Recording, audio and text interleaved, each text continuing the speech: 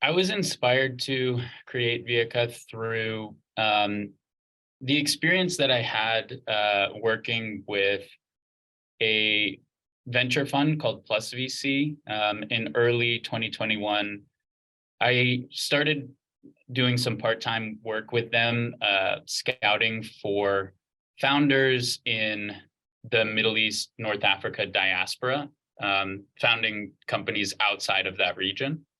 And that really exposed me to this challenge that both founders and venture funds from the region initially are still facing, which is that it's more difficult than it should be for them to connect with resources outside of the region, whether those resources be deals for venture funds, whether that be subject matter experts and advisors for startups, or whether that be investors for startups.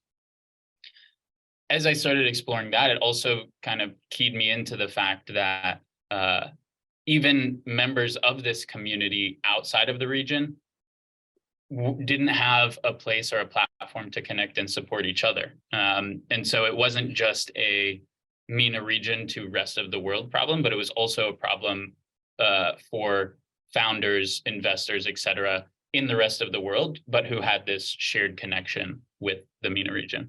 Viaka is like a combination between two words. VA in Latin means roads, and shabaka is Arabic for network.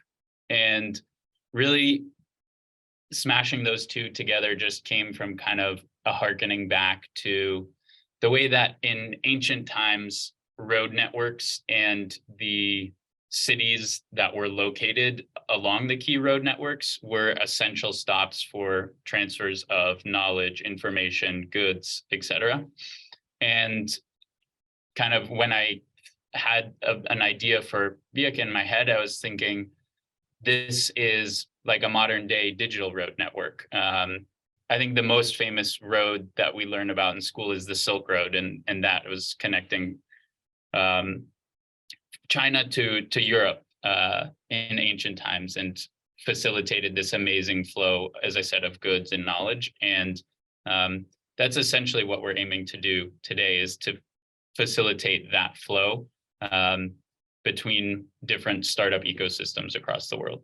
We created Viaka for a lot of different audiences, but I think if we were to kind of hone in on one description, I would say that it's for founders, investors, and tech builders across the world who have some type of connection or interest in Middle East, North Africa region. I don't think that Viaka, and it hasn't been something that's limited exclusively, let's say, to people who have Arab origins or have like an ethnic connection necessarily to the region.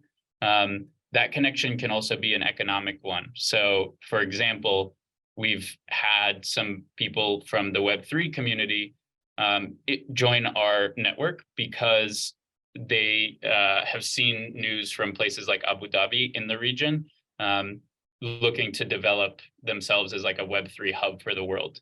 So there's that kind of profile. There's also people who are building in tech here in North America, let's say, who just have a background from the region. They're also members of our network. And so that's why I put that kind of broad descriptor, which is anyone who is investing in or building new tech products and companies that have a connection or interest to the Middle East, North Africa.